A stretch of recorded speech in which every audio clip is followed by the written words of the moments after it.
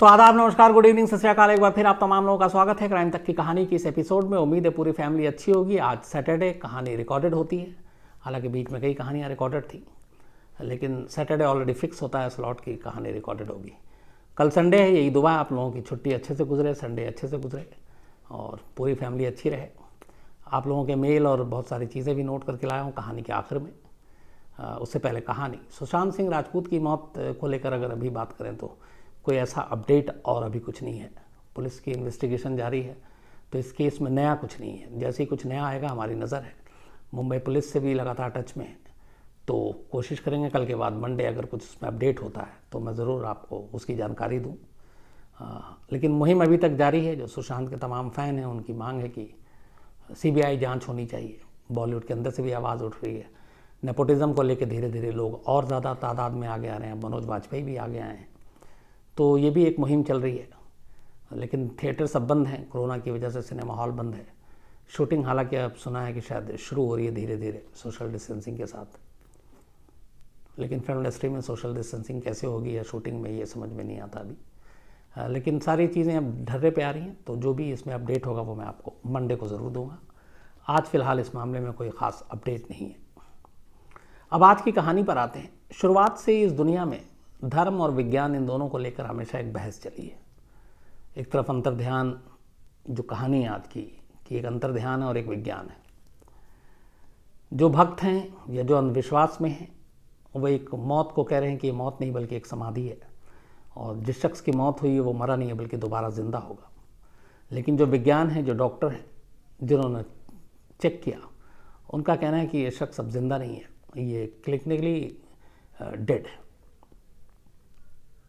लेकिन इन दोनों के बीच में एक तरफ धर्म, आस्था, अंधविश्वास और एक तरफ मेडिकल साइंस।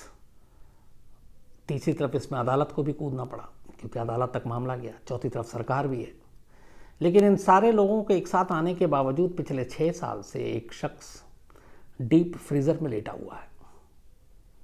डॉक्टरों के हिसाब से 6 साल पहले ही उसकी मौत हो चुकी है। लेकिन जो दूसरा ग्रुप है वो कहना है कि नहीं, वो मरे नहीं हैं बल्कि वापस जिंदा होंगे, और वो अभी समाधि लिया हुआ उन्होंने, अंतर्ध्यान में है। पंजाब में जालंधर से करीब 25 किलोमीटर की दूरी पर, अगर वहाँ पे आप लोग हैं, बहुत सारे लोग जानते भी होंगे, एक जगह है नकोदर रोड। इस नकोदर रोड में एक बिल्डिंग है और उस बिल्डिंग के अंदर एक कमरा है। उस कमरे में आज भी पंजाब पुलिस और CRPF के जवानों की ड्यूटी है। वो सुरक्षा में लगे हुए हैं, हिफाजत में तैनात किए गए हैं पिछले 6 सालों से। उनकी जिम्मेदारी ये है कि उस कमरे के अंदर एक डीप फ्रीज़र है जिसमें एक लाश है, और उस लाश की निगरानी करनी है ताकि कोई उस लाश को नुकसान ना पहुंचा सके, वहाँ से निकाल ना सके। तो इसीलिए पंजाब पुलिस और CRPF के जवान 6 साल से एक मुर्दे की पहरेदारी कर रहे हैं। अब इसमें खर्च भी होगा और सवाल ये है कि क्यों, लेकिन इसके पीछे लंबी दास्तान भी है। कहानी आशुतोष जी महाराज की है। अपने देश में बाबाओं और इन तमाम लोगों की एक लंबी फहरिस्त लिस्ट रही है। वक्त वक्त पर इनको लेकर कहानियाँ भी आती रही हैं, लेकिन आशुतोष जी महाराज को लेकर कोई ऐसी कहानियाँ नहीं आई जो बाकी के बाबाओं की, जिस तरीके से वो बदनाम हुए। हालांकि उनके जीते जी कुछ चीज़ें हुई, लेकिन आशुतोष जी महाराज की मौत के बाद जो सारी चीज़ें हुई वो उनके ज़िंदा रहते हुए नहीं हो पाई थी। पूरी कहानी ये है कि बिहार में एक शख्स जन्म लेता है, और ये बिहार में एक मधुबनी इलाके में लखनौर गांव है। वहाँ पे पैदाइश होती है 1945-46 में महेश कुमार झा नाम से। एक परिवार में पैदा हुआ जिस बच्चे का नाम रखा गया महेश कुमार झा। महेश कुमार झा ठीक ठाक पढ़ाई भी करते हैं और बाकायदा अच्छी तालीम लेने के बाद उनकी शादी की जाती है। लेकिन एक रोज़ पत्नी से लड़ाई के बाद जो खबर है वो ये है कि वो अपना घर छोड़ देते हैं, और इंग्लिश ग्रेजुएट थे महेश कुमार झा। तो महेश कुमार झा अपनी पत्नी से लड़ाई के बाद घर छोड़ देते हैं। तब कहते हैं कि उनका एक बेटा भी हो चुका था, और उसके बाद वो दिल्ली आ जाते हैं, फिर पंजाब जाते हैं। 1973 में कहते हैं कि दिल्ली आने के बाद कुछ साल नौकरी भी की महेश कुमार झा ने, और नौकरी करने के बाद फिर वो दिल्ली से वापस पंजाब जाते हैं और पंजाब में इसी नकोदर इलाके में जाकर रुकते हैं। धीरे धीरे वक्त बीतता है। 1983 में पंजाब दिव्य ज्योति जागृति संस्थान के नाम से एक संस्था वो शुरू करते हैं, महेश कुमार झा। और तब उनके पास एक मोपेड हुआ करती थी, उस मोपेड में घूम घूम कर वो लोगों से मिलते थे, उनको ज्ञान देते थे। और इसी बीच में थोड़ा वक्त गुजरा और वो लोगों के बीच लैंटा वाला बाबा के नाम से मशहूर होना शुरू हो गए। लैंटा वाला बाबा, ये पहला उनको खिताब मिला था एक तरह से उनके नाम के साथ। और इस लैंटा वाला बाबा क्यों नाम दिया गया, उसकी वजह ये थी कि ये लोगों को लैंप की लाइट में अपनी आंखें देखने के लिए कहते थे, लैंप की रोशनी, और उस रोशनी में वो कहते थे मेरी आंखें देखो। उसके पीछे उनका तर्क ये था कि इससे ब्रह्मा का जो ज्ञान है वो आपके जानने का तरीका है, ये इस लैंप की रोशनी में आंखों के ज़रिए। इससे लोग काफ़ी प्रभावित हुए क्योंकि ये बिल्कुल नया तरीका था। और फिर धीरे धीरे वो मशहूर होने लगे, और जब मशहूर होने लगे तो उसके बाद फिर महेश कुमार झा से नाम भी बदल गया, अब वो आशुतोष महाराज हो गए। आशुतोष महाराज ये अपना ऑलरेडी पंजाब दिव्य ज्योति जागृति संस्थान खोल चुके थे पंजाब में, दिल्ली में आकर इसकी रजिस्ट्री भी कराई, और फिर दिल्ली में ही 1991 में इस संस्थान का हेड ऑफिस खोला और उसको रजिस्टर करवाया। तो अब सब कुछ ठीक ठाक चल रहा था। अब चूंकि ये जो दौर था, अगर आप देखेंगे 1983, और में पहली बार इस संगठन को उन्होंने बनाया, और उस दौर में पंजाब में टेररिज्म भी अपने पीक पे था। 84 हम सब जानते हैं, उसके बाद भी तो उस वक्त पंजाब में टेररिज्म था। इधर आशुतोष महाराज जी उभर रहे थे, और ये इसी नकोदर गांव में रहते हुए इन्होंने धीरे धीरे वहीं पे चूँकि अपना एक आश्रम बना लिया था, तो अब वहाँ पे इनके भक्त भी आने लगे, उन्होंने ज़मीन दी, और उस ज़मीन पे एक इनका पहला वो बना आश्रम वहाँ पे। और आतंकवाद की वजह से लोग परेशान थे, बड़ा खून खराबा चल रहा था। तो ऐसे माहौल में और ऐसे मौके में आम लोग जो है वो सुकून की तलाश में रहते हैं, और ये सुकून मिला उन्हें आशुतोष महाराज के पास। वो आश्रम में जाते, ध्यान लगाते, बाकी चीज़ें होती, वहाँ पे प्रवचन होता, सुनते। तो धीरे धीरे आश्रम की रौनक बढ़ने लगी, बाबा की लोकप्रियता भी बढ़ने लगी, और इसमें आतंकवाद और उस ज़माने में जो सारी चीज़ें हो रही थी उसने एक बहुत बड़ा रोल प्ले किया। अब उनका प्रवचन और बाकी चीज़ें चल रही थी, एक नए बाबा आशुतोष महाराज का जन्म हो चुका था, धीरे धीरे उनका नाम भी मशहूर हो रहा था। लेकिन इसी बीच में उनकी और जो लोकप्रियता बढ़ी वो एक दूसरी वजह से बढ़ी। आशुतोष महाराज चूँकि उन्होंने पंजाब में अपनी ज़मीन तैयार की, पंजाब में आश्रम बनाया, पंजाब में संस्था का गठन किया, तो वो सिखों की पगड़ी पहनकर वेदों पर प्रवचन देते हैं। इससे क्या हुआ कि जो कट्टर सिख थे वो नाराज़ हो गए। उन्होंने कहा कि हमारे सिख ग्रंथ की और इसकी अवमानना है। तो वो आशुतोष महाराज से नाराज़ हो गए, क्योंकि उनकी आपत्ति यही थी कि वो सिखों की पगड़ी पहनकर वेद के प्रवचन कैसे सुना सकते हैं। तो कट्टर सिख इसको लेकर उनसे जब नाराज़ हुए तो फिर कई झड़पें भी हुई। पहली 1998 में हुई पंजाब के खंडूर साहब में, जहाँ आशुतोष महाराज को प्रवचन देने से रोका गया। जब रोका गया तो फिर उनके भी जो भक्त थे वो नाराज़ हुए। इसी बीच में जो सिखों की शिरोमणि गुरुद्वारा प्रबंधक कमेटी SPGC, उसने भी कई मौक़ों पर सिख समुदाय से आशुतोष महाराज का बहिष्कार करने के लिए कहा, इसी वजह से, इसी कारण से। 2002 में आशुतोष महाराज के डेरे में कुछ लोगों ने, एक सिख श्रद्धालु वहाँ पे आए थे, उस पर गोलियाँ चला दी। इससे भी हालात बड़े ख़राब हो गए। पूरे लुधियाना के आसपास माहौल उस वक्त तनावपूर्ण हो गया था। 2008 में भी मलोट के पास कुछ सिख और इनके जो भक्त थे उनके बीच में टकराव हो गया, जिसमें 15-20 लोग घायल हुए। ये मामला भी तूल पकड़ा। लुधियाना और फिल्लौर में इन सारी चीज़ों को लेते हुए दंगे के हालात बन गए थे। और लोग अब आशुतोष महाराज के खिलाफ धरना प्रदर्शन भी करने लगे, उनकी जान को भी खतरा आ गया, धमकियां मिलने लगी। तब 2008 में सरकार ने आशुतोष महाराज को Z+ की सिक्योरिटी दे दी।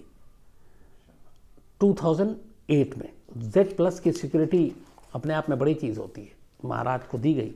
बाद में हालांकि कुछ वक्त बाद जब ये सारी चीज़ें शांत हुई तो फिर Z+ से वो Z कर दी गई। उसमें कितने सिक्योरिटी पर्सनल होते हैं वो डिपेंड करता है, लेकिन आशुतोष महाराज वो महाराज थे जिनको Z+ की सिक्योरिटी दी गई थी सरकार की तरफ से। अब जब उनका कद बढ़ने लगा, अनुयायी बढ़ने लगे, कहते हैं कि उनके करोड़ों फैन होने लगे, करोड़ों भक्त होने लगे, तो अपने यहाँ जो एक परंपरा है कि जब कोई बाबा इस तरह से लोकप्रिय होते हैं, मकबूल होते हैं, तो 2-3 चीज़ें देखी जाती हैं। उन बाबा के भक्तों के अंदर वोटर भी छुपा होता है। तो जो नेता हैं वो उन इलाकों में जाकर वो अपना वोट बैंक भी बनाते हैं। अब वोट बैंक बनाने के लिए बाबा का आशीर्वाद भी चाहिए, तो फिर नेताओं की भी हाजिरी लगनी शुरू हो जाती है। तो आशुतोष महाराज के साथ भी ऐसे ही बाकी जो बहुत सारे बड़े बड़े बाबा थे यही हुआ। धीरे धीरे जब वो लोकप्रिय हुए तो फिर नेताओं का भी उनके पास आना जाना शुरू हो गया, जिसमें पंजाब के जो अभी भी CM हैं कैप्टन अमरिंदर सिंह, उस वक्त डिफेंस मिनिस्टर थे जॉर्ज फर्नांडिस, वो भी थे। एक्स प्राइम मिनिस्टर हमारे देश के इंद्र कुमार गुजराल, वो भी आशुतोष महाराज के भक्त थे। लेकिन चूंकि श्रोमणी प्रबंधक गुरुद्वारा कमेटी ने कई बार ये बहिष्कार करने के लिए कहा था, तो आमतौर पे अकाली नेता दूर रहते थे। लेकिन प्रकाश सिंह बादल की जो पत्नी सुरेंद्र कौर, कहते हैं कि वो भी आशुतोष महाराज की भक्त थी और कई बार उनके आश्रम गई। उसको लेकर बड़े विवाद भी हुए कि एक तरफ बहिष्कार करने की बात हो रही है और दूसरी तरफ अकाली नेता की पत्नी ही उनकी भक्त हैं और वो वहाँ जाती हैं, तो उसको लेकर भी बहुत सारी चीज़ें हुई। आशुतोष महाराज के उस वक्त तक कहते हैं कि करीब 8 करोड़ फॉलोअर्स हो गए थे पूरी दुनिया में, और धीरे धीरे इनके भक्त और बाकी लोग, सरकार भी, कैप्टन अमरिंदर सिंह ने भी बहुत सारी ज़मीन दी। कहते हैं इनकी संपत्तियां बढ़ती गई। 2014 आते आते आशुतोष महाराज के पास करीब 1500 करोड़ रुपए की प्रॉपर्टी हो चुकी थी। बिहार के गांव से एक आम गरीब घर से निकला हुआ एक महेश कुमार झा नाम का लड़का दिल्ली में जो कुछ वक्त नौकरी करता है, उसके बाद देखते देखते एक संस्थान बनाता है और फिर वो महेश कुमार झा से आशुतोष महाराज बनता है, और अगले 10-15-20 साल के अंदर अंदर वो 1500 करोड़ रुपए की संपत्ति का मालिक बन जाता है। दिल्ली में ऑलरेडी इस संस्था का हेड ऑफिस था। इसके बाद धीरे धीरे आश्रम अपना पैर फैलाता है। तो इस इलाके के अलावा जहाँ पहला आश्रम बना, चंडीगढ़, महाराष्ट्र में कई जगह, कर्नाटक में कई जगह, आंध्र प्रदेश, तमिलनाडु, मध्य प्रदेश, राजस्थान, इन सब जगहों पे इनके आश्रम बने आशु महाराज के। देश तक तो ठीक था, इसके बाद अब देश के बाहर भी फिर पैर पसारना शुरू हुआ, भक्तों का जमावड़ा लगना शुरू हुआ। तो भारत के बाहर Canada, Dubai, UAE, Lebanon, Italy, Switzerland, Nepal, England और अमेरिका, यहाँ पे भी इनके बहुत सारे आश्रम बने। तो धीरे धीरे भक्त बढ़ते गए, करोड़ों में भक्त हुए। उसके अलावा कहते हैं कि कुल मिलाकर देश और दुनिया में 350 के करीब आश्रम, जिसमें अमेरिका तक शामिल है। तो ये सारी चीज़ें बढ़ती गई, लेकिन बाबा ने कभी भी अपना उत्तराधिकारी किसी को नहीं बनाया। 70 साल की उम्र हो गई थी 2014 में, तो बाबा ने किसी को बनाया नहीं। 29 जनवरी 2014, 29 जनवरी 2014 की रात को अचानक बाबा के सीने में तेज़ दर्द होता है। उसके बाद डॉक्टर को खबर की जाती है। डॉक्टर आते हैं भागकर, देखते हैं और उनको क्लिनिकली डेड डिक्लेयर कर देते हैं। रीज़न बताते हैं कि बाबा को एक दिल का दौरा पड़ा था ज़बरदस्त, और इस वजह से उनकी मौत हो गई। यहीं से कहानी शुरू होती है। 29 जनवरी 2014। अब बाबा के शरीर का कोई भी अंग काम नहीं कर रहा था। एक डॉक्टर की बात मानने के बाद बाकी जो उस वक्त करता धरता थे, आशुतोष महाराज के अलावा जो, उन लोगों ने फिर कहा कि नहीं, फिर दूसरे डॉक्टरों की टीम बुलाएगी। उन्होंने भी देखा, उन्होंने भी वही रिपोर्ट दी। तो हर तरफ से मुतमईन हो गए, लेकिन फिर भी आश्रम के लोग नहीं माने और उन्होंने कहा कि नहीं, बाबा नहीं मर सकते। और बाबा जो है वो, फिर ये कहा गया कि उन्होंने समाधि ले ली है।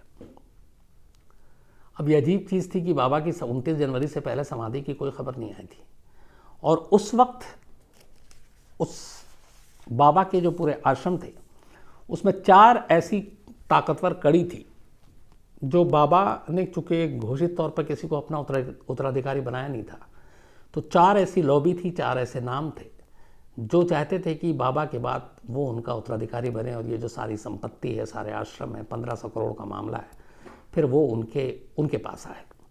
इनमें से एक थे स्वामी अरविंदानंद, दूसरे स्वामी आदित्यानंद, तीसरे स्वामी नरेंद्रानंद और चौथे स्वामी विशालानंद।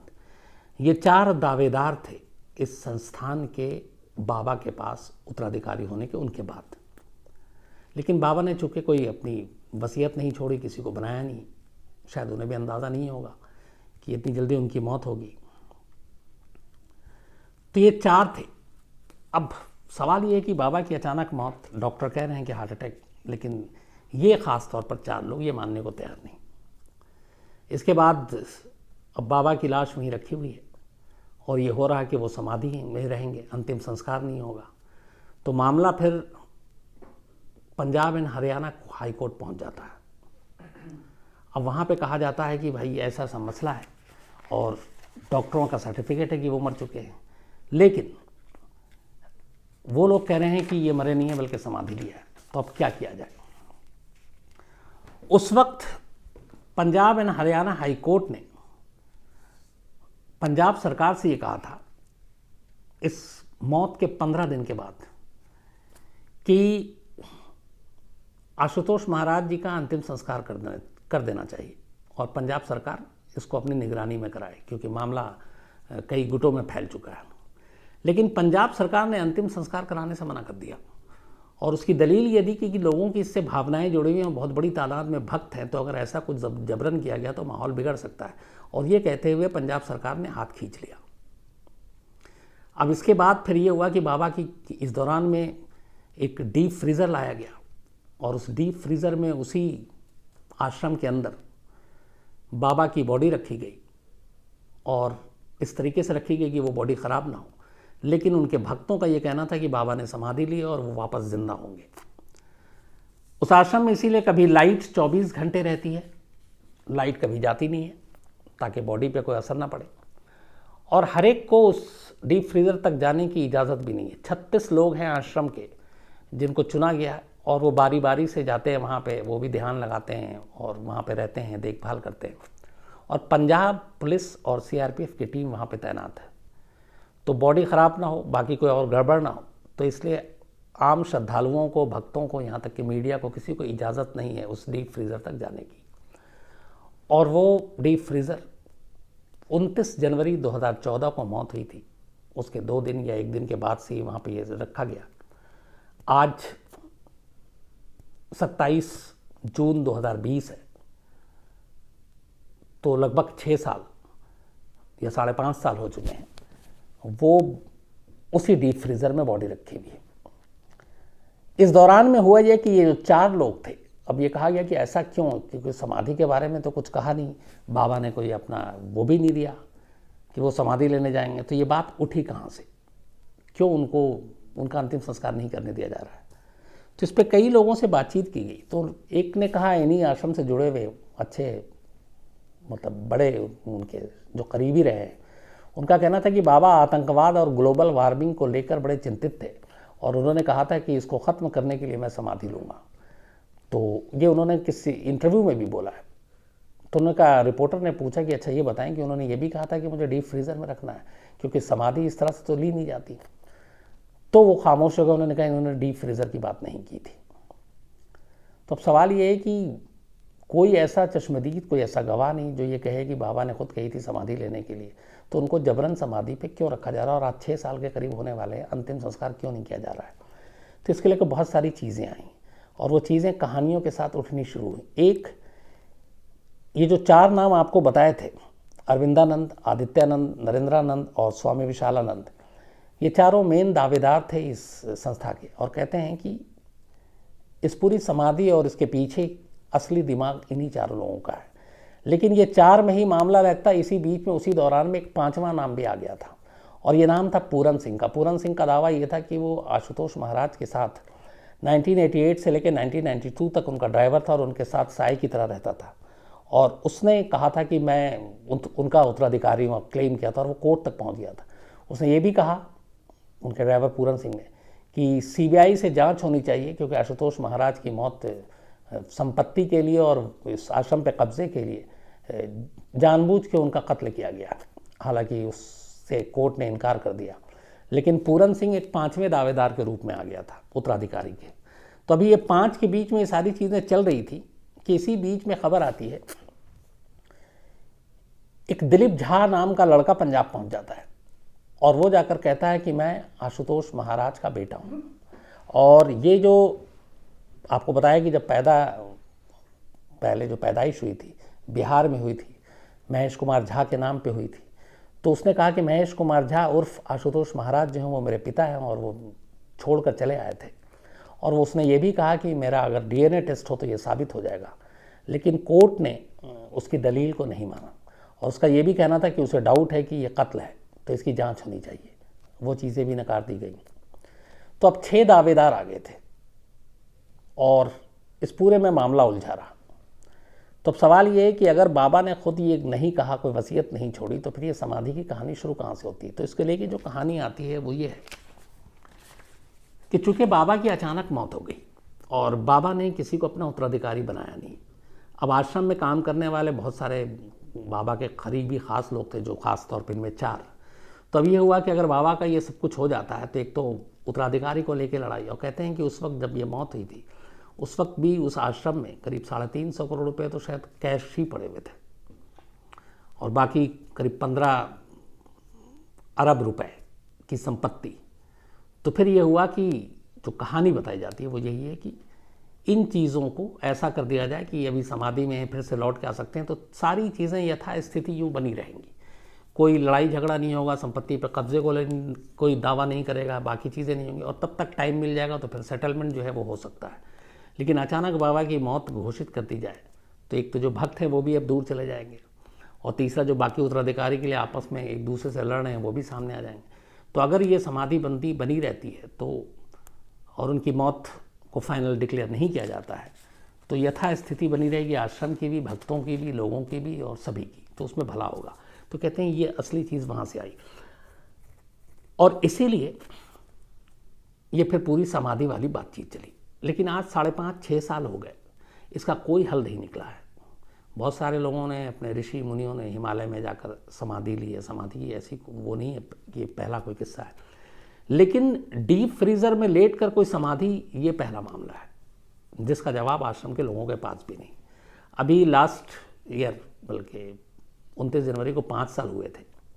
अब हालत ये है कि जिस आश्रम में शुरुआत हुई थी, कहते हैं कि जब वहाँ बाबा का प्रवचन था तो एक बार तो शायद 25-28 लाख उनके भक्त जमा हो गए थे वहाँ पे।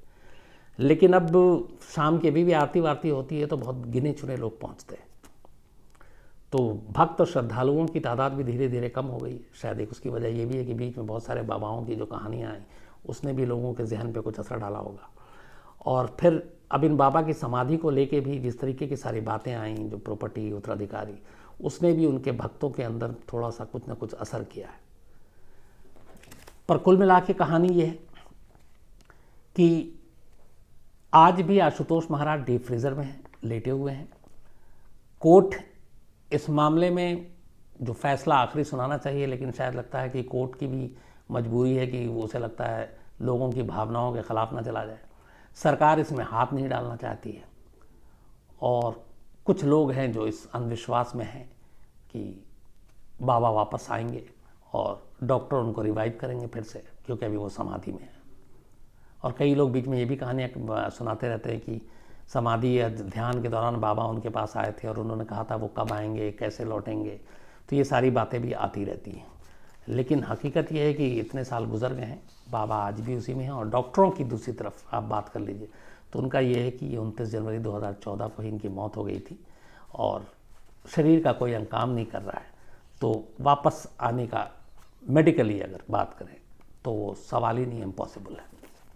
हालांकि ये पहली बार ऐसा नहीं हुआ। इससे पहले 1993 की ये तो बात है कि 1993 में पश्चिम बंगाल की हुगली नदी के किनारे ऐसे ही एक आश्रम में एक बालक ब्रह्मचारी थे जो वहाँ पे बड़ा पॉपुलर थे। तो उनकी मौत हो गई और इस नदी के किनारे 53 डेज तक, 53 दिन तक उनके शव को रखा गया। ये कहकर उनके भक्तों ने रखा था कि इन्होंने समाधि ली है इस नदी के किनारे और ये वापस जिंदा होंगे। 53 दिन बीत गए थे उस नदी के किनारे शव को रखे हुए, और लास्ट में फिर पश्चिम बंगाल सरकार को, चूँकि लाश खराब होने लगी थी, ज़बरदस्ती वहाँ जाना पड़ा, दखल देना पड़ा, और 53 दिन के बाद सरकार ने उन बाबा का अंतिम संस्कार किया था उसी नदी के किनारे। तो ये पहले भी हो चुका है। तो अब इंतज़ार यही कि देखिए आशुतोष महाराज जी का ये जो पूरा केस है, डीप फ्रीज़र में लगभग 6 महीने से अंतिम संस्कार के इंतज़ार में लेटे हुए हैं, और लोगों का कहना ये है कि जो उनके भक्त हैं, जो उत्तराधिकारी की लड़ाई में है, वो ऐसा नहीं होने दे रहे हैं। तो कब होता है, क्या कोर्ट आखिरी फैसला लेगी, सरकार कुछ करेगी, या फिर भक्त ही कुछ करेंगे, कब करेंगे? 6 साल हो चुके हैं, और या क्या फिर आशुतोष महाराज वाकई अगर समाधि में तो वापस लौटेंगे ज़िंदा? तो ये सारी चीज़ें हैं, पता नहीं इसका फॉलोअप कब करना पड़ेगा। तो जब भी इसमें कुछ होगा ज़रूर आपको बताएंगे। लेकिन कुल मिला के ये पूरे हिंदुस्तान की अगर बात करें तो ये फ़िलहाल इकलौता एक केस है कि जहाँ एक शख्स की मौत हो चुकी है, 6 साल हो चुके हैं, और डीप फ्रीज़र में वो लेटे हुए हैं इस इंतज़ार में कि शायद ज़िंदा हो।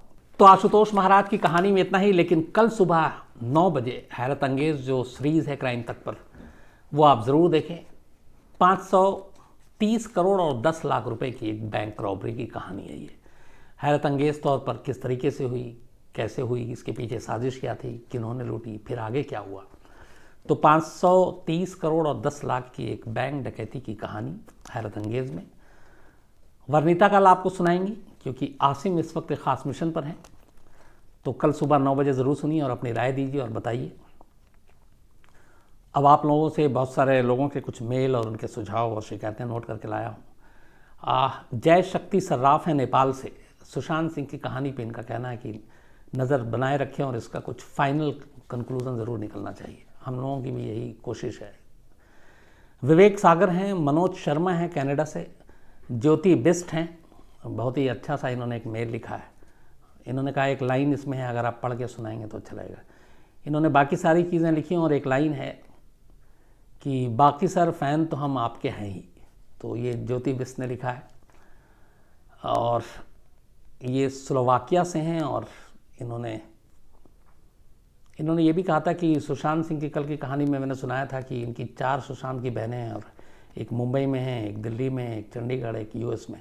उन्होंने कहा कि कहीं आज तक पे या किसी और चैनल पे इन्होंने सुना था कि उनमें से एक बहन की डेथ हो गई है। तो ऐसा नहीं है, ज्योति वो इनके पिता के हिसाब से वो 4 बहनें हैं और अभी भी हैं, सलामत है। इसके अलावा तुषार राजपाल हैं, ये आला उदल की कहानी सुनना चाहते हैं, तो जल्दी सुनाता हूँ आपको तुषार साहब। अंकित पांडे हैं, और इनका कहना है कि जो मैं कहानी सुनाता हूँ किससे इंस्पायर्ड हूँ, किससे क्या, कौन ऐसा वक्ता है बोलता है। मैंने खुद ही नहीं सोचा कभी अंकित कि मतलब मैं क्या सुनाता हूँ, कैसे सुनाता हूँ। तो इसलिए जब सोचा ही नहीं तो फिर ये भी पता नहीं कि किसकी कॉपी करता हूँ। यशवंत चौधरी हैं, अतुल महाराव हैं, ये new crime Tak family member हैं। वेलकम आपका अतुल साहब, and thank you very much. Vidya Irande हैं, और इनकी शादी एक तमिल से हुई है और उनको हिंदी बहुत कम आती है, तो ये कहानियाँ सुनती हैं और अपने पति को उस हिंदी की कहानी को ट्रांसलेट करके फिर समझाती हैं। थैंक यू विद्या जी, इतना आप पेन लेती हैं, thank you very much. Sarika Pawde हैं, इसके अलावा बंटी हैं सीतामढ़ी से, और ये रिकॉर्डिस्ट हैं, भोजपुरी गाना रिकॉर्ड करते हैं और कहते हैं कई बार कहानी सुनने के चक्कर में रिकॉर्डिंग गड़बड़ हो जाती है। तो बंटी आप कान पे ध्यान रखना यार अपने। ऋषभ जौहर हैं, अपनी मम्मी के साथ ये कहानी सुनते हैं, थैंक यू यार। इसके अलावा निराकार जेना हैं, रवि कंजन हैं, पार्थ जाविया हैं, पूनम रामटेके हैं, और संजय सेमवाल हैं। इनका कहना है कि अब आप पॉलिटिक्स में भी नेपोटिज्म की कहानी सुनाएं। पॉलिटिक्स में बड़ी लंबी लिस्ट निकल आएगी नेताओं की, पर किसी अच्छा ही आइडिया का भी सुनाता हूँ आपको। सिद्धार्थ पुरकायस्थ हैं, और इन्होंने भी एक स्टोरी की लिस्ट भेजी है। विमल गोस्वामी हैं, और इन्होंने एक टनल की कहानी के लिए भेजा, मेल लिखा, अच्छी कहानी है। तो विमल साहब मैं कोशिश करूँगा जल्दी सुनाने की। इसके अलावा क्राइम तक फैमिली मेंबर में आज लक्ष्य एलियस ओम है, इनका जन्मदिन है, तो बहुत बहुत बधाई जन्मदिन की। संजीव कुमार ने भेजा अम्बाला से। राकेश पवार हैं, कल 28 जून है, कल संडे है, चूँकि कल कहानी होती नहीं, तो आपको एडवांस में हैप्पी बर्थडे कल के लिए राकेश जी। और इसके अलावा द्युति रंजन बाग हैं, मोहित अदा ने भेजा, इनका भी जन्मदिन है, तो आपको भी बहुत बहुत बधाई। इसी तरह सब अच्छे रहें, खुश रहें और कोरोना में एहतियात बरतें, मास्क ज़रूर पहनें और अपना ख्याल रखें, अपनों का ख्याल रखें। आपसे मुलाकात होगी मंडे रात 9 बजे किसी नई कहानी के साथ। तब तक थैंक यू वेरी मच।